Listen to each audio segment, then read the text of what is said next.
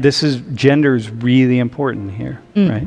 In fact, when you think about the long history of affirmative action in the United States, and affirmative action is, giving somebody a benefit because of who they are, solely on the basis of that criteria. So maybe you're going to get a third interview because you're a woman or because you're from Panama.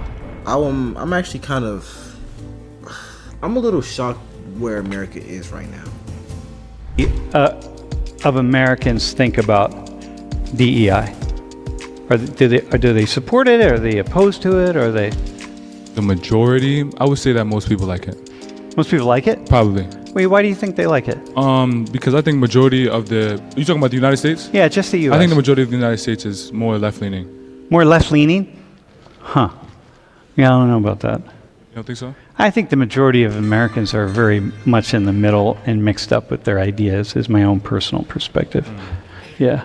I think that, some people lean left, some people lean right, but yeah. So. I don't see a world where diversity is a bad thing. So I would have to hear somebody out and hear why they would say diversity is a bad thing. Okay.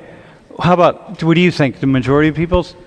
I think especially nowadays, certainly in the time of, I'd say around what would you say, 2020 is really when this took off. People were definitely in support of it, but I think now, if you ask the average Joe, what do you think of DEI? They're probably going to say they don't stand for it. That's my feel, but okay. I don't know if I don't have any specific metrics or data that would. Got you. That's just my feeling I get. All right. I think that just on the standpoint of just morals alone, based on the fact that we are in a human civilization with a lot of diversity in it, whether or not they are treated equally or whatever, I think that the majority of people do believe that people should be treated as human beings and be equal to each other. Of course, there are those who disagree with that, but I do believe that the majority, maybe not the vast majority, but I do think the majority do. All right. I think most people are on neither side. Does that make sense? Yeah. I feel like not many people have a strong opinion about it. Yeah. Okay, let's go to the next slide. 56% say it's a good thing, 28% neither good nor bad, 16% a bad thing.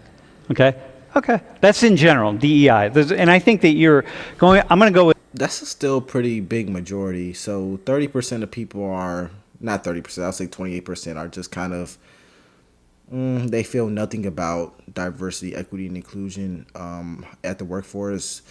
Almost 60% of people, 56% approximate, believe it's a good thing, and 16% believe it's a bad thing. So majority of people actually support DEI.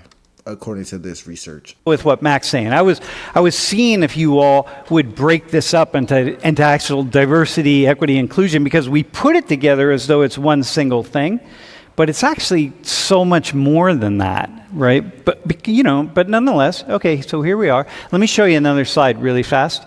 This was a conference. I actually was invited to this conference in India back in,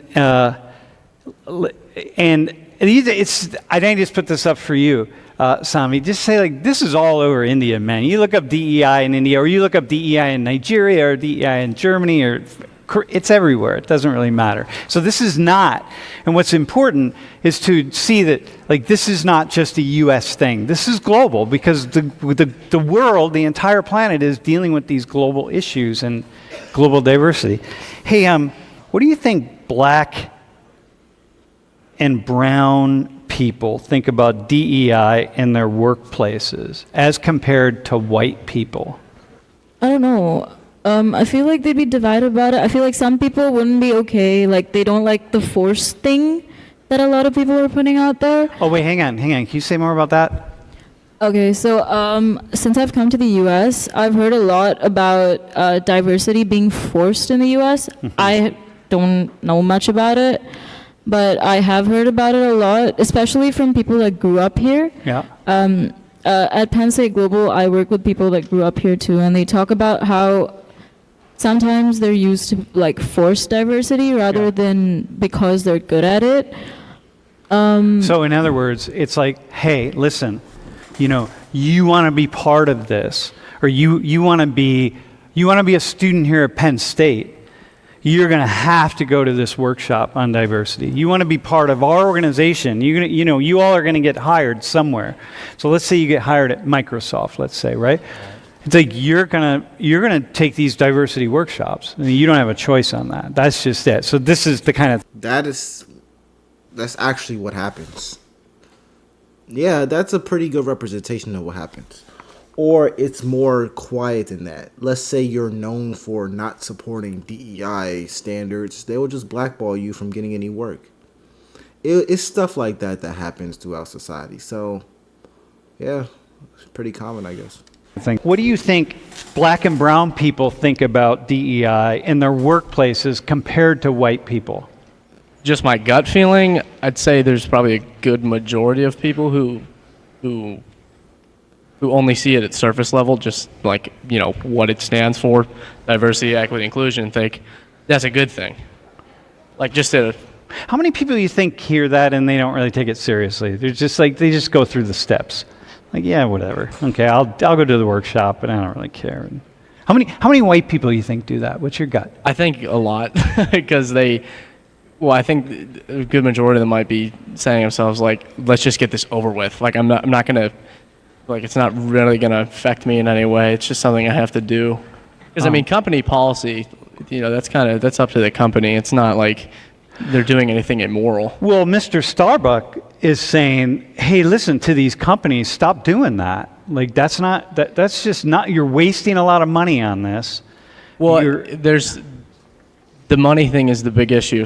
So to my understanding is, the reason why companies so predominantly have DEI policies is because of that study. I forget exactly what it's called, but it was a study that came out like 6 years ago. Yeah. And well, there are a lot of studies, but go ahead. The name of it is slipping my head right now, but it was kind of like the foundation of when people started saying, like, oh, the more diverse your company is, the better it does. Yeah. But the study, it looked at over like a 10-year period, and it was only in the last like 3 where they started to implement these policies, So he's basically saying that companies are exploiting diversity, equity, and inclusion for financial gain, which, of course, that sounds very capitalistic. It sounds kind of evil, sounds very wrong. So yeah, that's probably what companies are doing. Like, that sounds extremely wrong. You're taking advantage, you're causing division, you're building resentment between different races, you're not hiring based off of merit, so you're directly going against hard work. Supposedly. So yeah, it sounds like something companies would do. Anyways, I'm surprised the student, well, I'm not surprised the student's not smart enough to say that. I'm not surprised because these are college students, obviously intelligent, obviously. So yeah, I'm honestly just surprised that this new generation or this new batch of students is more open to saying that, because when I went into college about 4 years ago, students weren't as prone to say stuff like this. But now these new batch of students, they don't care. They're going to say it because that's how they feel it's happening. They attributed that to the 10-year growth overall. Yeah. Okay. And then those results have not been corroborated by further studies. Okay, here, let me just say, this is one of those things I have to respond to. So there's a lot of studies about this. People are like just hammering away the entire fields in which people are trying to figure out, hey, is diversity and multiple perspectives a good thing? Lori, if you remember the other day with Lori, her entire work, her methodology, she's built constructed over 30 years, an entire methodology on dialogue and understanding. And it is based on the idea that multiple perspectives coming together are going to enter into conflict, but that conflict will become collaboration, and it's really important for all those things to happen. So, but there also is a lot of research that gets done, this kind of shoddy research. It says, of course, because it seems like it must be a good thing, right? But how much is it worth investing in is the question. You mentioned in your application to volunteer that you're really, really into women's issues. I think that's I do think it's important. I don't think it's like the only thing I care about, or like really, I don't even think it's like a huge focus in my life, but I do care about it a lot. I think it's important, and I think we've come a long way, but there are some things that we can still, improve, and there are some things policy-wise and just like government-wise that we can improve on for Okay, so all women. what's your gut with, if you think about these issues of DEI, because we're going to go with, gender is really important here, right? In fact, when we think about the long history of affirmative action in the United States, and affirmative action is, giving somebody a benefit because of who they are, solely on the basis of that criteria. So maybe you're going to get a third interview because you're a woman, or because you're from Panama, right?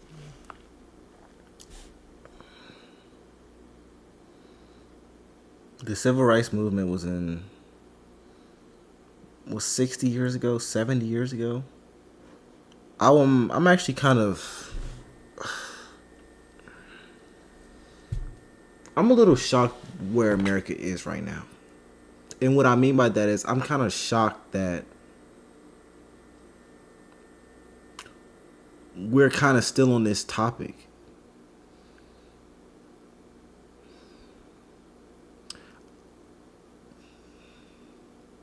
Maybe it is just too hard to hire without looking at someone's race or gender, because this has been a problem throughout human history. Maybe that's just too much to ask for, because here we are, 2024 entering 2025, and we're still on this. It's almost an impossible thing to do, which is insane. Wow. But you're going to get a third interview, or you have a disability. Whereas if that wasn't you, you would have gotten 2 interviews. But they're going to bring you back for that third one to be like, hey, we'd really like to hire this person, but we're not really sure, so we're going to do this one more interview. All sorts of affirmative action stuff that we're going to do, right? The majority of affirmative action beneficiaries over the past 40 years have been women, not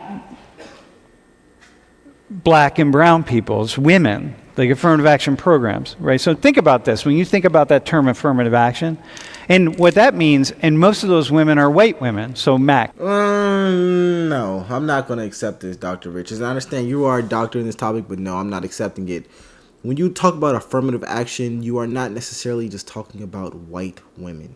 In 2024 or 2023 or 2022 or 2021. Basically what I'm saying is that the students' lives right now, today, that are in your class, affirmative action is not predominantly for white women in their lives. Maybe historically, I'll probably give you that. But today is not historically. Today is not yesterday. The past 10 years is not yesterday. So no, I'm sorry. And I may be wrong, or you may think I'm wrong, but I'm going to stand on this. Affirmative action is not primarily towards white women in today's time. It's not. It's not. And I don't think this is false for me to say that. I think even bringing that up is kind of misleading in a sense. But anyways, if you like videos like this, comment down below. It's LFR Jojo, and I'll see you on the next one.